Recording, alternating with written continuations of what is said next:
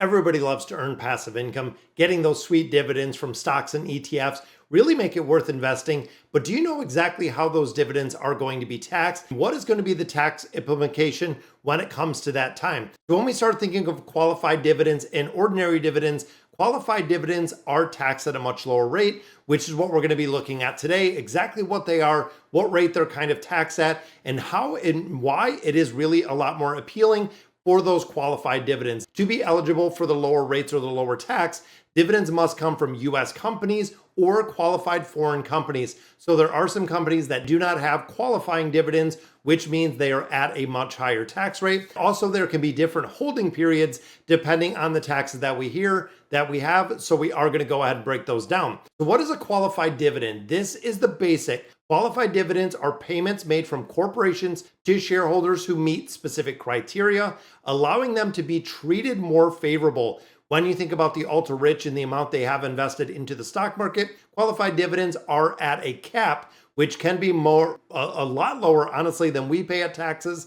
And this is why. For dividends to be classified as qualified, they must be paid by a U.S. corporation or a qualified entity. Foreign companies are eligible based on the tax with a treaty with the United States.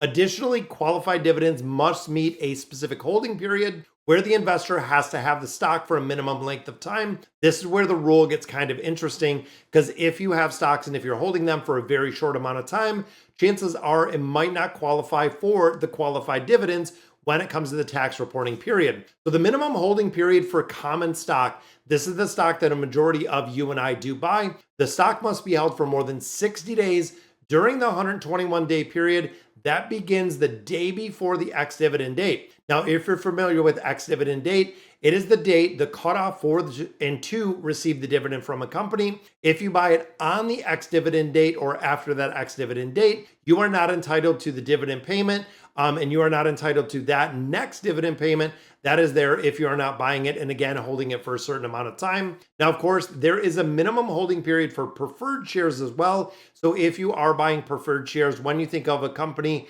like Berkshire Hathaway, they have preferred stock and they do have the common stock in there. A longer holding period may apply to these stocks.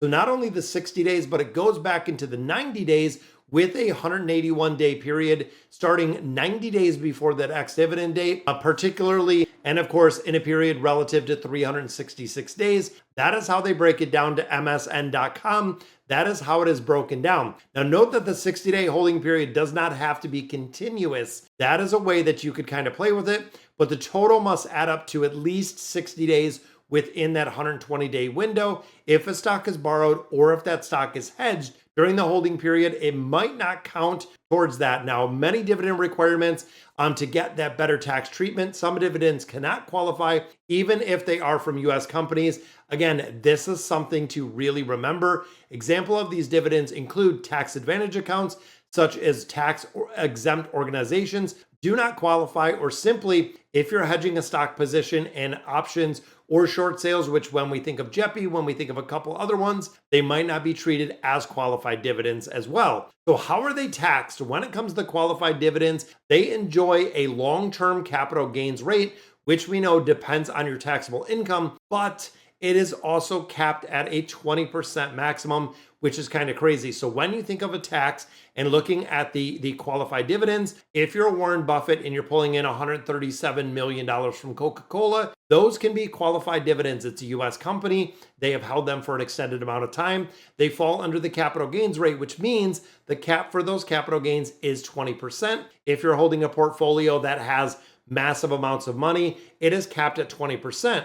Now, of course, when you start thinking of high income earners, again, they can be in the 35% tax bracket for earned income, but those qualified dividends do not fall into the earned income bracket at that 35%, which is the reason why they are taxed at that 20% and why it is a lot more favorable to get dividends if you're getting it into a big high yield. Now, these investments in dividends, really US companies that issue qualified dividends, the investor receives $10,000 in qualified dividends because the dividends meet the holding period and the entity meets the requirements that were talked about. They are taxed at a capital gain rate of 15%, rather than the 35%, which would be ordinary income if you are a high income earner. Now, in addition, depending on where you fall, It could even be much less. So when you think of your retirement years, and I believe the new tax bracket puts it at 80 or 98,000. If I remember correctly, if you're married filing joint, you can earn up to 98,000 in qualified dividends and pay zero. Nothing, absolutely nothing at all with qualifying dividends, depending on where your income. Now, of course, there's going to be a little bit of generated income from Social Security if you're collecting it. But overall, think of this scenario. You're 60 years old, you retire, you're not collecting Social Security to 65.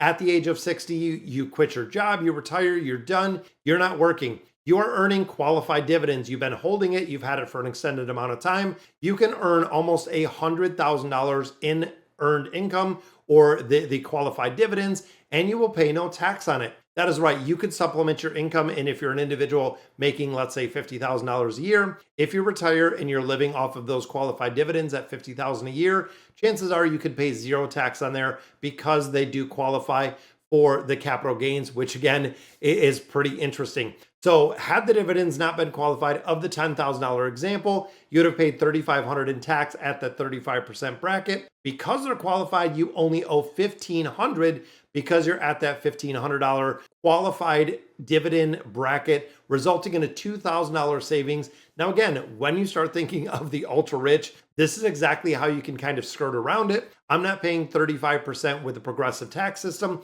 I'm capped at 20%, and I can pay 20% all day long because I'm saving my 15% on the back end because of the bracket itself. So what does it mean for qualified dividends versus ordinary dividends?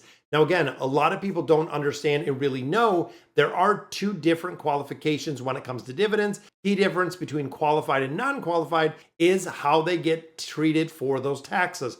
So ordinary dividends or ordinary dividends, which are considered not qualified dividends paid by companies that don't meet the eligibility status or the status to have the dividends be qualified. This includes certain type of investments, which most of them are real estate investment trusts or REITs. Most people don't know that REITs are going to be ordinary dividend. Master limited partnerships or MLPs. Ordinary dividends are taxed at the same rate as your regular income. So again, thinking about this, if you are a high income earner, you can be taxed from 10% up to 37% depending on your tax bracket, which again, qualified dividends capped at that 20%, which is kind of crazy to think because that is all you're going to pay. In contrast, qualifying dividends benefit from a lower tax rate because they come from companies that meet stricter criteria, rewarding long-term investing. Capital gains taxes that can apply are 0%. That's right, like we talked about, 0% can be your capital gains tax, 15% or 20%, depending on your taxable income, which the cap again for the capital gains is 20%. So what is the bottom line with this? People talk about passive income. We think about, looking at things like the HD, that is a high yield that's giving us passive income. Qualified dividends are very tax efficient, really a way for investors to generate income into the portfolio. You can also go ahead and reinvest that income, but you have to understand the specific requirements that fall in there and what companies are eligible corporations and meet that period for knowing that you're going to have that lower tax rate.